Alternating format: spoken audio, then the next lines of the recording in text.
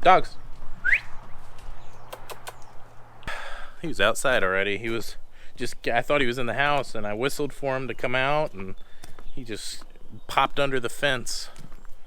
Keeps getting into our neighbor's yard, getting out.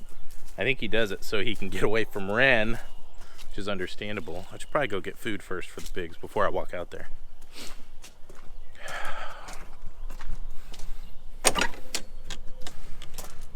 So, how's everybody doing quarantining themselves with this new hyper scary, super freak out, media driven chaos, panic ensuing coronavirus? Everybody doing all right? Anybody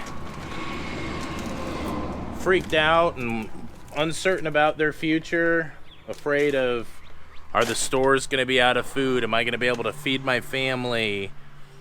Is the economy going to take a massive crash or hit? I mean, is people are feeling that? I think that's pretty normal.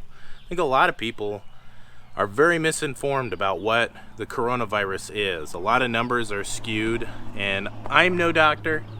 I'm no disease specialist, but, well, you're not alone, I don't think, if you are feeling those kinds of fears and panics. And that's healthy to be thinking about the future and thinking about, well, what do I need to do? How can I be better prepared? How can I, those are good things to think about. The one thing I would encourage you to do is fix your microphone on your camera. No. I really would encourage you to, if you're religious, which we are, focus on trusting God. He is in control. Yes, bad things do happen. Yes, that's a big philosophical discussion that a lot of people, they can't really put, those two things together in their mind and come up with an answer. They don't know how bad things can happen if there is a God and if he's good and if he's in control. There's the piggies.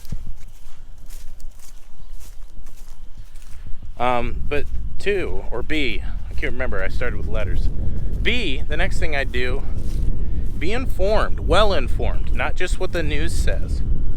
Listen to the government. I know a lot of people struggle. Oh, the government lies to me. Yeah, sometimes. But there are things that they're truthful about, and there's things that they're very good with. And right now, this whole quarantining and everything that they've got that they're setting up and making happen right now seem like bad and scary things. Really, they're just good things. It's like chicken pox. When your kid has chicken pox, what do? You make sure that they're at home. Get back, piggies. You make sure they're at home. You make sure they're away from other kids and not getting them infected. I mean, it's very simple, but for some reason, with this new disease, people are freaking out. Yeah, I need to feed these guys.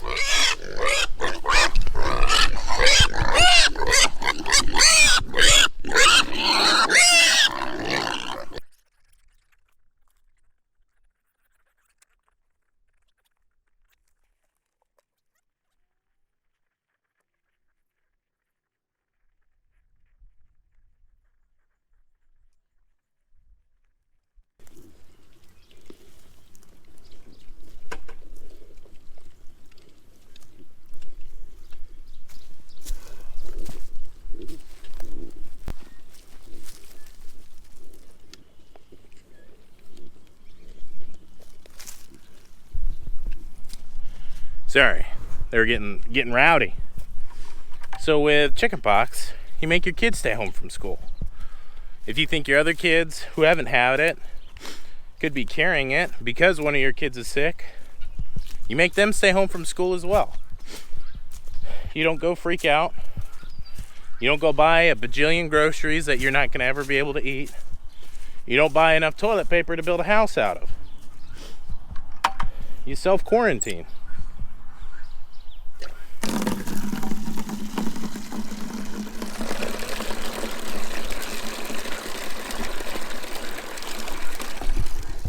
This is the same thing. When your school has a chickenpox outbreak, you don't freak out. You just keep your kid away from school. It's not a big deal. But when it's COVID-19, oh my goodness, the world's ending. I get it. It's a little more serious than chickenpox because we have an antivirus, a vaccination for chickenpox. I get that. But you got to have a little bit of trust and faith, whether it's in God, the government, your fellow human beings. Yeah, there's people out there who are, let's be honest, terrible people. There are. And those are the ones you're going to see. They're the ones that are going to be the loudest. They're going to be on the news. That's just the way it is. But you got to look at the people that you got around you. You got to look for the people who are doing good right now. You got to keep your friends and your family close and just know that everything's going to be okay. Yeah, there's pain and suffering in this world. It just happens. This is just a new label on a new type of pain and suffering. And this one is not nearly as bad as the media wants you to think. They make their money off of your viewership. They want you to tune in at every minute of every day because they want all that money. They get ad revenue. They get all that stuff. They want you to be afraid because then you watch, you look, and you see what is going on. How am I going to die today? They love it. Don't get sucked into it. Sure, watch the news if you like watching the news. Sure, be informed. I'm all for being informed. Plan ahead. I'm all for planning ahead. But I'm a family. We have 7 kids. My wife and I, that's 9 people. Even we don't need 10, 12-pack rolls of toilet paper. That's going to last us months and months and months and months. We just don't need that much. And if we continually bought that kind of stuff, the shelves would be empty and people would start being like, why is this guy buying all this toilet paper? But now everybody's doing it. So, I don't know. Be at peace. Just know everything's going to be all right. I'm not a doctor. I'm not. But I know that the death rate of humankind is 100%. Everybody dies. I don't think we're all going to die from corona. I just don't. The numbers aren't there. As bad as they try and make it look with China and their terrible health system and the terrible air quality, and everybody's a smoker over there, so everybody's at high risk. Any adult really is at high risk for having the harsher symptoms from the coronavirus. That's kind of a blown out of proportion area. Same with Italy. Italy, oh my goodness, 7% death rate or whatever it is at now. They have a huge population, huge percentage of their population that's elderly. It's more than anywhere else. I think they're the highest elderly to non-elderly ratio country in the world, especially I think southern Italy. I mean, it's just the way it is, and it's terrible that people are dying from this. But people die from the flu. People die still from chickenpox. There's people who don't vaccinate now, and so we're going to start seeing groups of people who die from, I don't know, some disease that we've kicked, and measles or chickenpox or mumps or something. We're going to start seeing more and more of that because people are choosing not to vaccinate. It's just a part of life. I think humankind is resilient. We're created resilient, created in the image of God, all sorts of good things. Just relax. Just take a deep breath. You are not going to die from COVID-19 because you have too little toilet paper. I promise you. I promise you. and if you do, you can have your family come back to me and say, if we'd have had a roll of toilet paper, he wouldn't have died, or she wouldn't have died. Okay? And I will apologize. I'll eat my hat. But I guarantee you, no one's gonna die because they didn't have enough toilet paper.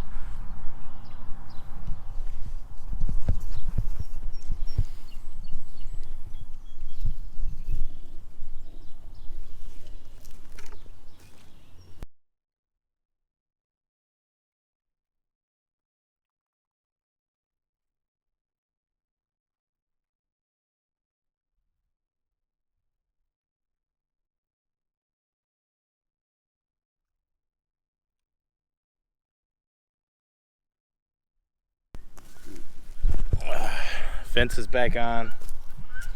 I'm off my soapbox. There's a lot of people out there I care about, including strangers. There's a lot of people, as long as they're not just a complete terrible human being to me, that I actually genuinely care about these people. And that's okay. There's a lot of good people out there. I try and be one of them. Excuse me. That's the old corona must be clogging up my throat there. Or it could just be the allergens. That's the other thing. It's spring now. Allergens are starting to come out. So people are starting to have respiratory issues, runny noses, coughs, sore throats. And that's 3 of the main symptoms of the old COVID-19. Just beware. If you get that, take a wall drill, take a Claritin or whatever. See what happens. Might clear up. I love living on a farm though. One, I mean, it gives me that stability. We get eggs every day. Got, if I needed to, I've got guinea fowl I could eat. Got some young pigs I could eat. Prefer them to be bigger, but I've got chicken eggs. I think I already said that. I don't know that we've shown you guys yet, so I'll show you now. This was all before the chaos of COVID-19, but we added some creatures to our family here.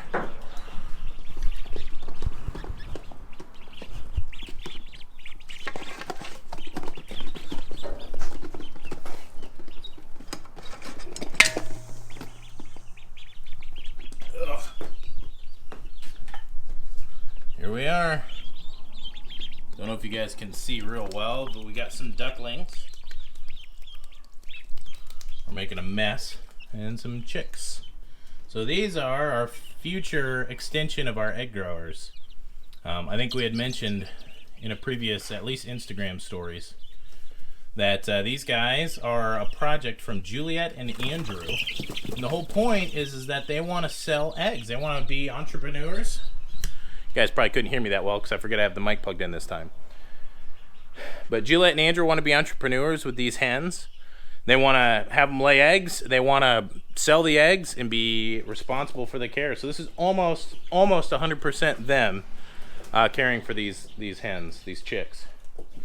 But they're getting their wing feathers. They're probably a few weeks out from needing an outdoor place to live.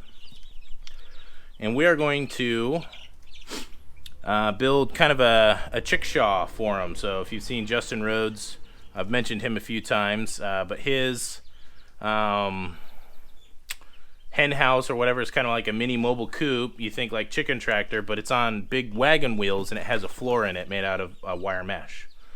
And you just go out and in the mornings you open the door, the birds come out.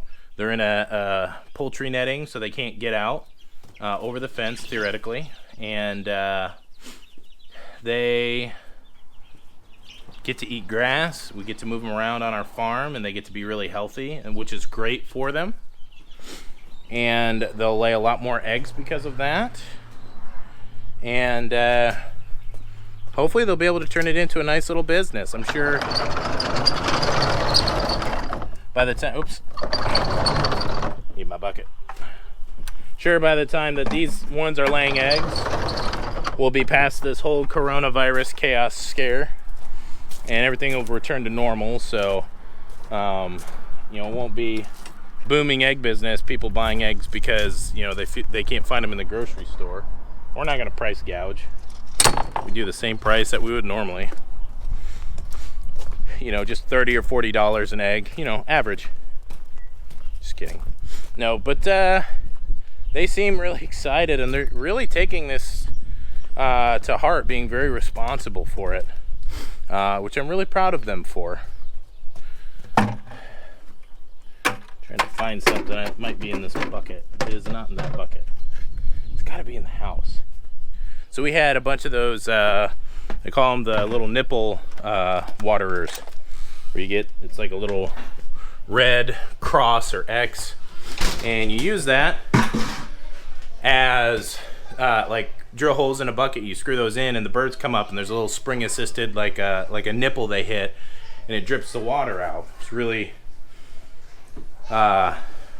convenient way to water your hens. And my parents were actually looking for their hens to do one of these waterers, and I have a whole bunch of extra of the nipples. I just can't find them right now. But anyways, what's that? I said I just saw them the other day. Oh. Maybe when I was cleaning up the garage. Could be. I'll have to look for them. I just saw a whole bag. We'll find them somewhere. All right. I think that's it for today's video. Hopefully it wasn't too soapboxy. And we love you all. There's really not nearly as much to worry about. Yes, be safe, be cautious. Absolutely. Always be safe and be cautious, no matter what. But I don't think this calls for 150 rolls of toilet paper. So have a good day, guys.